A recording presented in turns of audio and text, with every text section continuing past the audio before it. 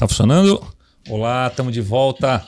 Nosso canal Pensamentos e Transformações, nossa série Falando da Mente. O André Ricotti aqui mais uma vez, sempre com minha amiga Leila. Tudo bem, Leila? Tudo bem, André. Deu uma enrolada na língua aqui agora, mas é assim, a gente aqui faz ao vivo, não tem problema.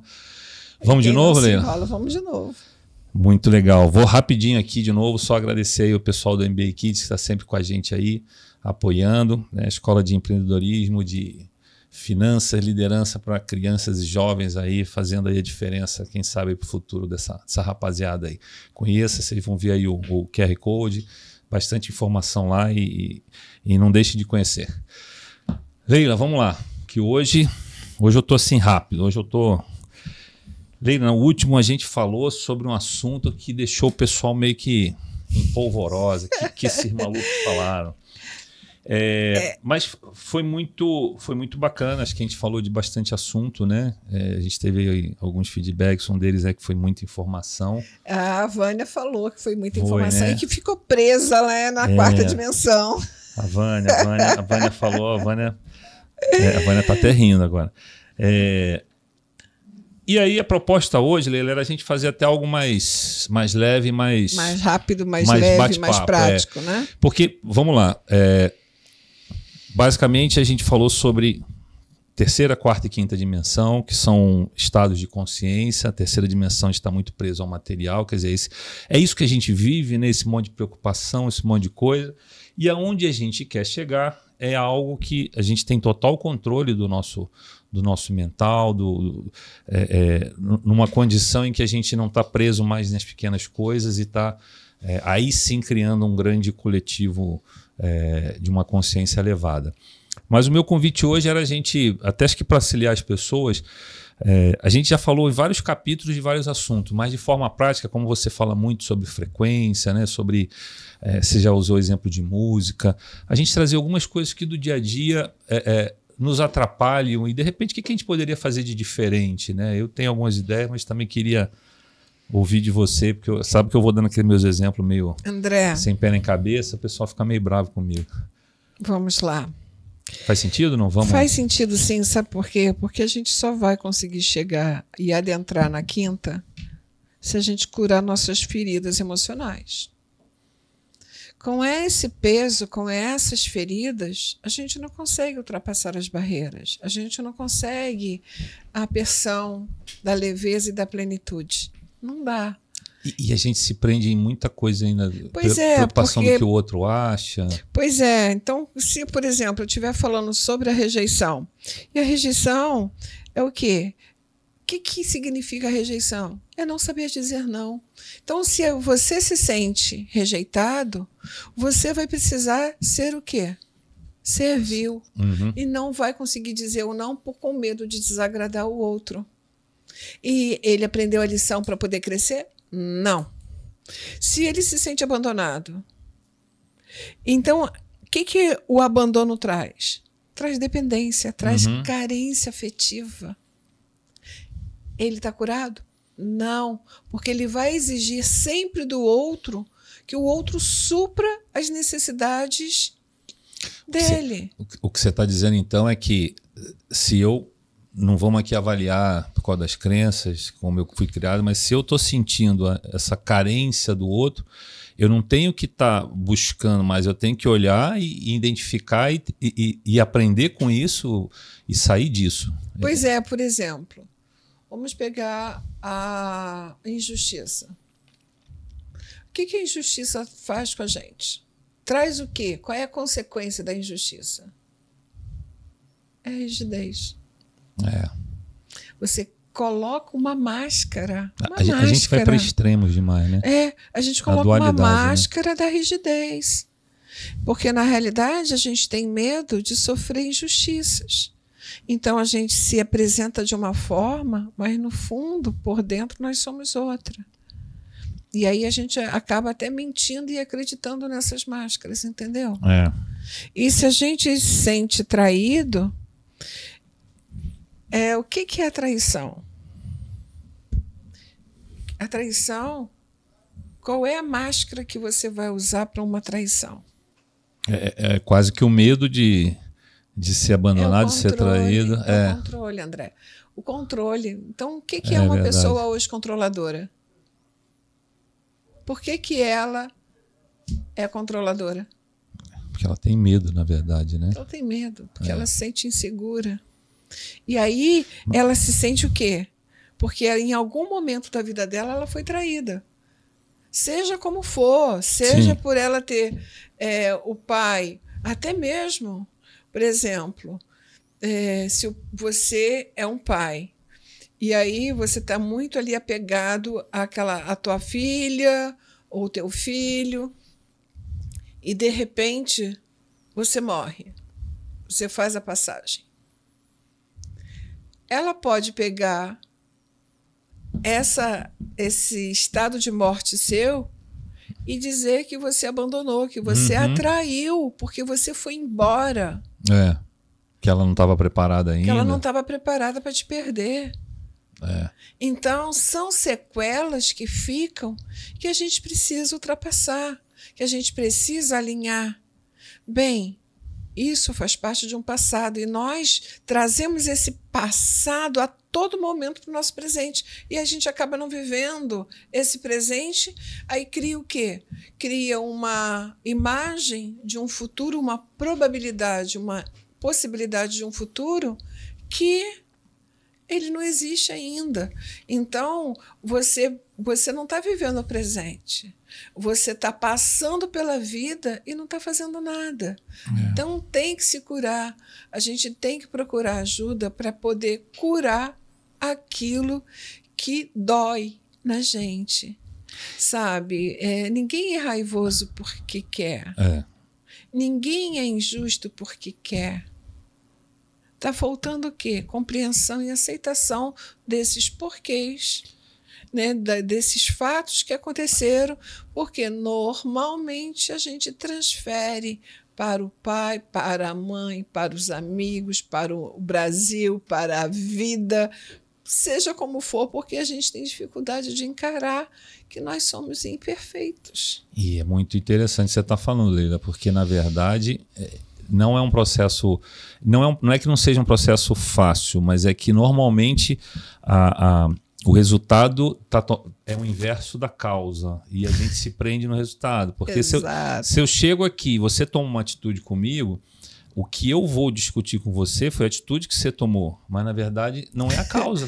Quer ver uma coisa? O masoquismo. Olha o masoquismo.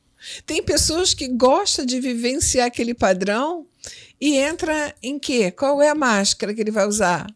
Da vitimização. Ele é o vítima. Então ele vai viver porque aquilo traz uma compensação para ele de atenção. E esse exemplo é perfeito, porque eu já vi pessoas que falam assim, não, mas você tem que cuidar, ele sofre muito. Mas ele se colocou na posição de sofredor, né? Ele gosta, ele não quer sair dali. Acho que são essas coisas que esse convite a perceber. Mas a pessoa sofre ou a pessoa está gostando de sofrer? Né? Porque se a gente quer ajudar, a gente tem que... E são conversas difíceis, né? Que às vezes você vai ter que falar para a pessoa, mas fulano, desculpe, você tem que sair daí. Não, mas você não está entendendo, você tem que... Você é mal, você não está vendo que eu estou aqui. Não, mas... Você é frio. Você tem que sair daí. Você não tem coração. Você é igualzinho ao seu pai ou igualzinho à sua mãe. E é muito doido, Leila, porque a proposta até desse papo é porque são muitas coisinhas no dia a dia, né, que a gente faz. Né? Eu estava até, na nossa conversa nos bastidores, né, estava até dando um exemplo bobo, mas uma relação minha com a minha esposa de... Às vezes é um negócio que te incomoda, que a pessoa deixa naquela posição e que, na verdade, não está te incomodando, mas aí entra um pouco, acho que é o orgulho, entra um pouco uma coisa que a gente tem de parece que está sempre tentando vencer o outro, né? De você ir lá e a gente está brigando por aquele negócio, só que no final do dia aquele negócio não faz a menor diferença e aí a gente brigou, quando, na verdade, os dois podiam estar bem...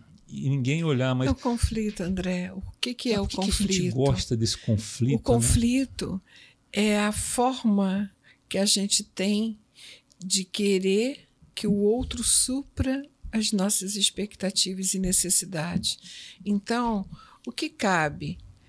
Por exemplo, você falou sobre deixar aquela caneta naquele lugar.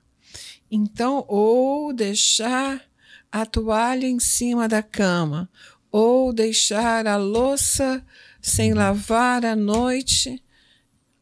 E aí? Se os dois não entrarem numa compreensão e aceitação das diferenças, não vai conseguir conviver. Porque por que que o homem gosta de deixar a toalha em cima da cama? Por que que ele não consegue? Ele enxerga que tem no meio do caminho alguma coisa no chão. Por que que ele não abaixa e não pega? Por quê? Porque ele foi acostumado a receber tudo na mão. E alguém fazer essas tarefas para ele. Então, ele quer uma continuação da mãe, fazendo da esposa. Então, ela vai entrar em choque porque ela não é a mãe. E aí vai começar a brigar porque ele vai querer impor que ela não está respeitando a toalha em cima da cama. Ela não tem que respeitar a toalha em cima da cama porque está incomodando. Agora, ou ela vai, todas as vezes que perceber, ela vai tirar a toalha, mas só que isso cansa e afasta, porque você vai perdendo a admiração. Porque a relação é construída em cima de quê? Da admiração. Então, se ela casou com um menino, e se ele não está sendo gente grande para poder compreender que deixar a toalha molhada em cima da cama não é legal, agora, tem uma outra coisa aí que hoje o que eu vejo é a mulher saindo desse lugar de ser a servil para ser mandona e controladora. Isso está atrapalhando muito as relações hoje. Tem que ser do meu jeito, porque se não for do meu jeito, eu não aceito. Que, de novo, é o que a gente está falando. As duas situações têm uma causa por trás que a gente discute. Mas você falou um negócio que para mim é fundamental para vários desses assuntos, na situação de relacionamento principalmente, né? Que é se chegar a um acordo de um bem maior do que a gente quer, né? Porque você foi falando e a gente hoje, eu no meu caso, a gente exercita um pouco isso, né? Porque a gente, e até foi uma vez um curso que a gente fez com você, que você falou e a gente exercita até hoje. Às vezes quando a gente briga por alguma coisa, a gente para e fala, por que a gente está brigando? A gente fala assim, vamos parar? E a gente para porque, na verdade, a maioria dos assuntos são muito banais. Só que a gente cria, e hoje, com o entendimento que a gente tem de frequência, algo tão ruim que a gente para, porque a gente não quer mais ganhar um do outro. A gente criou um objetivo maior, que a gente está bem. Pois é, e isso é quando você consegue compreender. As pessoas estão entrando numa briga, num conflito, disputando poderes, controles, manipulações, né? Quem é que manda mais? E, na realidade, o que eu percebo hoje que as pessoas, tanto acho que homem quanto mulher, as mulheres são mais independentes. Mas o homem, eles foram treinados para essa mulher, apesar de que essa geração faz tudo, né? Essa geração cuida de neném, essa geração... Por quê? Porque as mulheres estão dando responsabilidades a eles. Então, eles estão crescendo. Mas tem aqueles que vão bater pé e que não vão parar com ninguém. Por quê? Porque está sempre no imediatismo, está sempre achando que alguém vai ter que servi-lo, alguém vai ter que agradá-lo o tempo todo, como a mãe fazia, né? Que é uma compensação que a mãe faz para aliviar a culpa, então dá tudo. E aí é complicado, André. Tem uma coisa legal, você está falando muito dessa relação homem-mulher, por exemplo, eu vou dar um pouco o exemplo do meu filho que eu vejo, né? E é interessante porque eu me separei muito novo da mãe dele, né?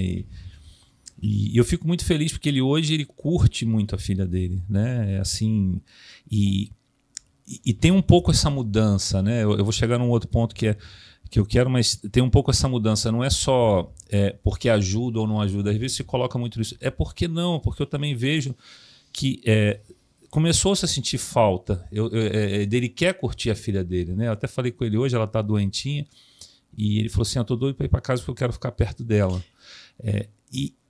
Meu único ponto é que ele poderia, e isso, que bom que acho que foi ele e a gente conseguiu, ele poderia ter um outro sentimento, porque acaba que eu não estive com ele em todos os momentos ali, ele poderia estar, mas não, acho que ele, pelo contrário, ele está querendo estar, né?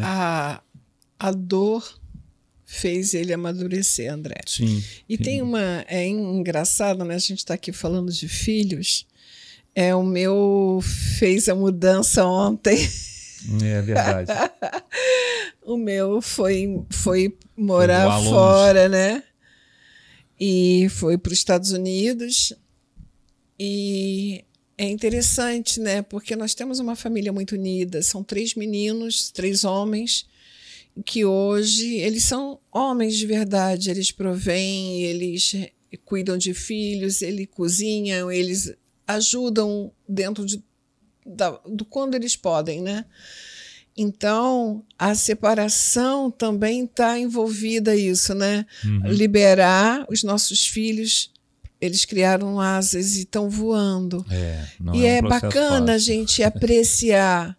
Isso é bacana, apreciar mesmo. A gente vai sentir saudade porque ele tem 2 filhas, né, pequenas. Mas, gente, criou asas e é tão bacana vê-los crescer e se tornar homens de caráter, né, de éticos. Mas isso também, né, eu acho que, como você até falou dele, é quando a gente conseguiu criar esse nosso objetivo, a gente entender que a gente não é dono deles, a gente está aqui exercendo um papel. Só isso. E eu também, eu compactuo com você, é uma delícia olhar e é um sentimento de plenitude incrível, né? Mas eu queria só dar uma mudada porque me veio um outro exemplo, esse que a gente falou do casal, para a gente ter um outro que me chama muita atenção, que é no ambiente de trabalho, né? E é outro lugar que é muito interessante, porque se deixa o orgulho, a inveja entrar ali, você falou muito da coisa do poder, né? Você imagina num determinado ambiente, né, que tem 2, 3 pessoas, se essas pessoas começam a trabalhar numa frequência parecida, que é em prol de algo em comum, em fazer juntos, vocês vão ver que o trabalho dessas 3 pessoas ele se torna muito grande. Agora, se começam a querer, não, mas eu acho que ele gosta mais dele, eu acho que eu quero o lugar dele, se começa a deixar tudo isso que a gente já falou aqui em vários episódios tomar conta, esses 3 daqui a pouco não conseguem fazer o trabalho de um, né? Pois é, eu costumo dizer, atenção, filho do meio, atenção, filho do meio. Costumo dizer que o filho do meio, ele tem um papel muito importante na vida dos que estão na ponta, né, do mais velho e do caçula. É muito interessante, porque se você for pegar o filho do meio, ele está ali como um sanduíche, né? Uhum. Tem um na ponta e tem outro que fecha ele ali. Então, a parte mais gostosa do sanduíche é o quê?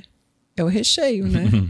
É verdade. Então, e eles se sentem, tá? Porque o mais velho tem 2 abaixo dele. O caçula tem 2 acima dele. E o do meio tem um acima e o outro abaixo. Então ele tem uma visão muito mais ampla. Uhum. Só que, contrariamente, eles se sentem o quê? Rejeitado e abandonado. É muito interessante, os que às vezes dão mais trabalho e que precisam se esforçar muito mais. Por quê? Porque eles querem ser reconhecidos. E, na realidade, eles não sabem o poder. O poder que eles têm. Mas isso é uma das coisas que eu acho que é um belo exercício. Essa coisa do reconhecimento que a gente tem, né?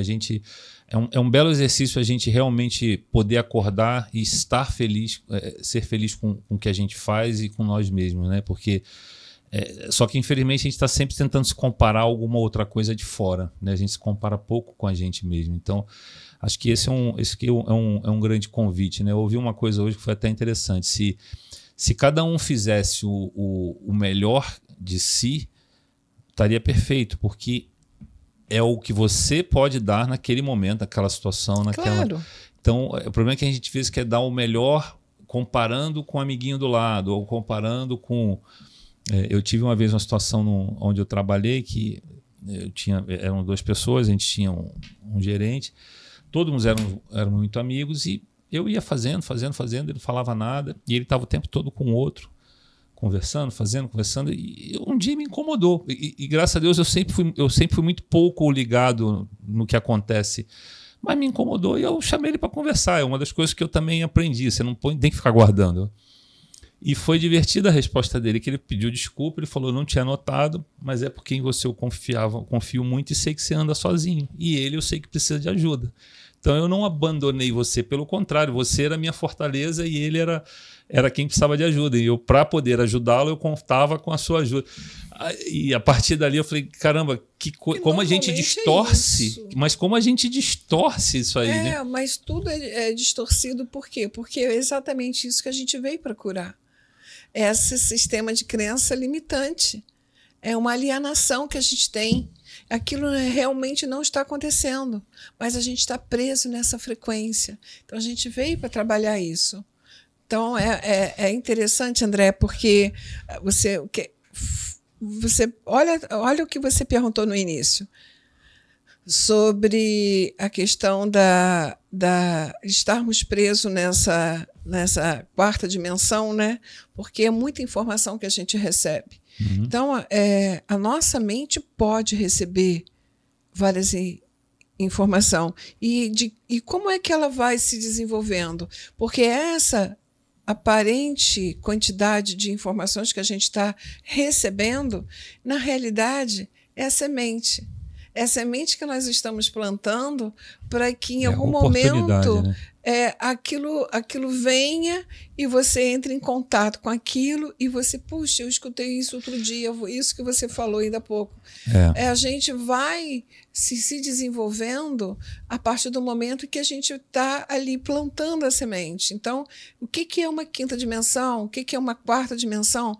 Por quê? Porque os nossos corpos, eles têm esses eus, que para cada dimensão é um corpo diferente e etapas a serem vencidas, né? Então, é importante a gente tomar conhecimento de que existem esses eus inferiores e os eus superiores. Então, esses eus inferiores foi o que já aconteceu, que é o meu passado. Então, eu estou no aqui agora. Então, esse aqui agora, eu posso avançar ou eu vou ficar presa novamente nesse padrão anterior. Então, é uma questão de escolha. É uma questão de escolha. Um dia desse eu vi uma pesquisa, eu gosto muito de esporte, né, Leila? E eu faço muita analogia com esporte. E foi um pesquisador, o pessoal já deve ter visto aí também, mas basicamente ele pegou dos tenistas o que variava os 10 primeiros aos 25 primeiros, né? O que tinha diferença entre os que estavam de 1 a 10 e os que estavam de 1 a 25? E basicamente a diferença era de tudo que todos treinam muito, todos fazem, mas era que quando cada um deles perdia um ponto, o de 1 a 10, o tempo dele de reação, dele se perdoar e dele se dizer assim, vamos para o próximo tal, é infinito, é bem menor do que o restante. Então, quanto mais tempo você fica... A gente tem um pouco essa mania meio de ficar se... A gente murcha, André. Mas eu...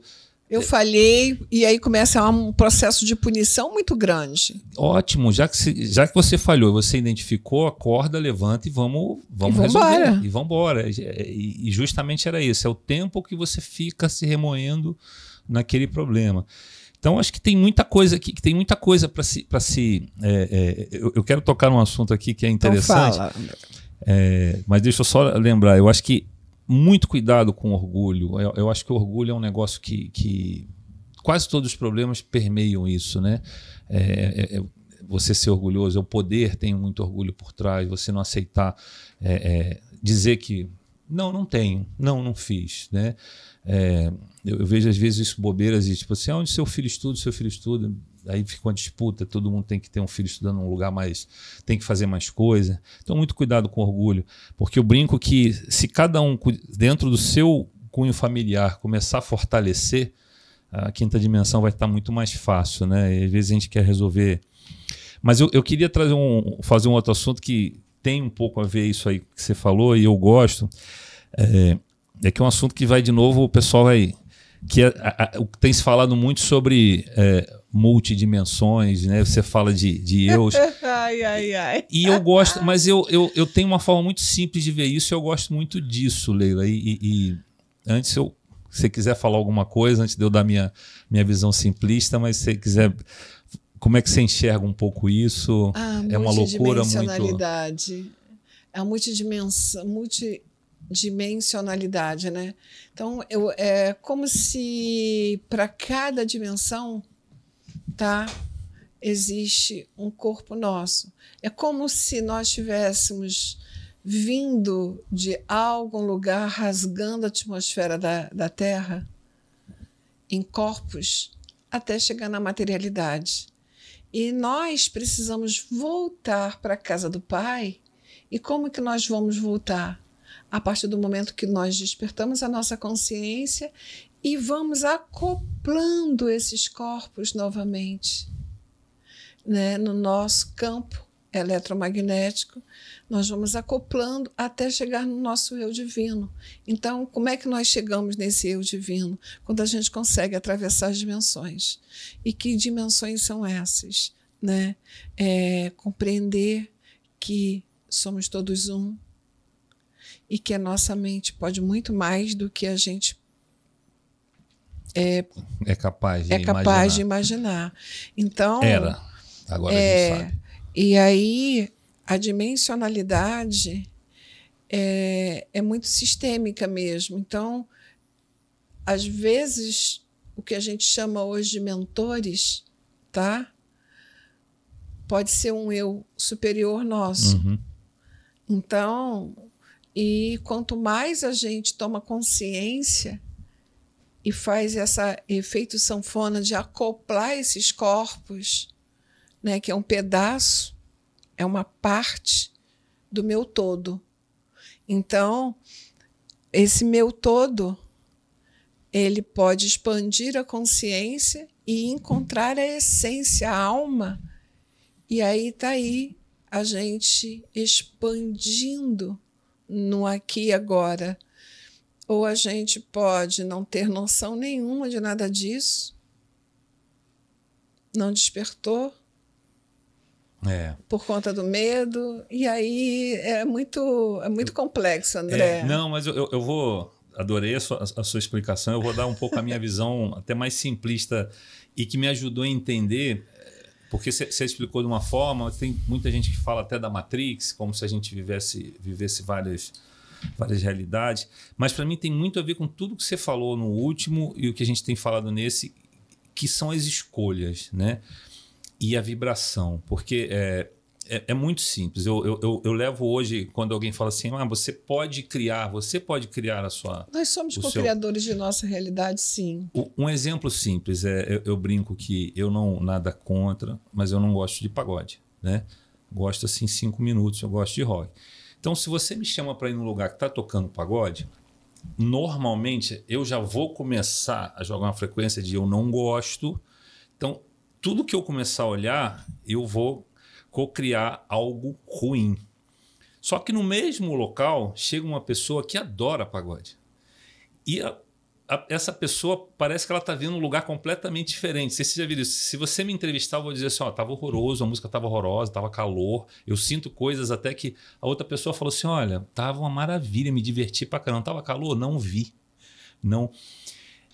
então, você consegue co-criar, inclusive, isso. Então, são decisões que você toma, que aí tem a ver um pouco, a gente falou até daquela coisa de você, seja no trabalho, na relação, de você decidir o que você quer, de você fazer o acordo, a gente quer ser feliz, a gente quer que isso aqui dê certo, então vamos... Mas se você vê que a sua esposa gosta do pagode e que ela fica feliz, você até pode acompanhá-la. Não significa que você vai ceder naquele momento. Mas você vai começar a trabalhar a sua frequência para não deixar. E esse é o ponto. Você consegue criar. Então, neste exemplo, você consegue ter várias histórias diferentes da sua mesma história.